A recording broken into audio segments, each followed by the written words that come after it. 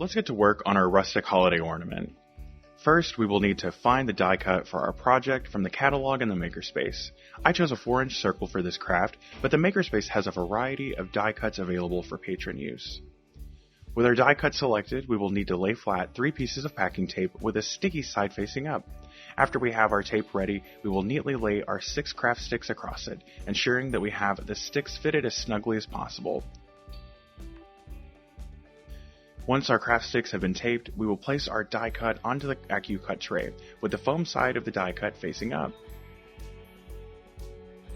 Now place your craft sticks atop the die cut and begin using the handle to feed it through the roll press. For best results, gently hold the craft sticks in place until you reach the clear plastic guard.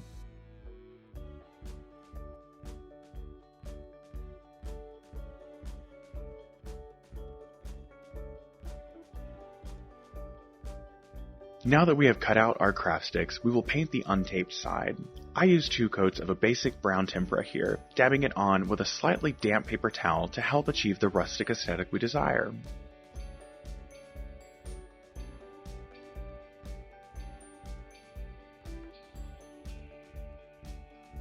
After our tempera dries, it is then time to use a stiff brush to apply black acrylic in between each of the craft sticks and along the edge of the ornament itself.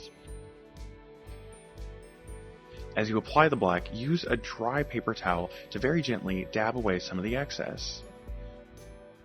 Once all of our paint has dried, we will use a hot glue gun to apply a 3.5-inch craft stick to the back of the ornament for support. Prior to applying our decorations to the ornament, we use a piece of cardstock as our topper. Here I apply a little gray acrylic paint with a dry paper towel. Once dry, we will hot glue it to the support stick.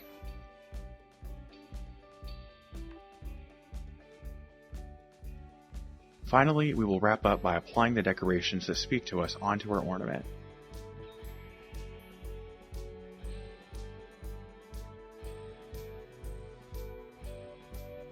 Once you have these fixed to your ornament, we will wrap up by lastly gluing a looped piece of twine onto the back of our support stick. That concludes our craft for today. Thank you for using our Makerspace. If you have any questions, make sure to stop by the Makerspace in person.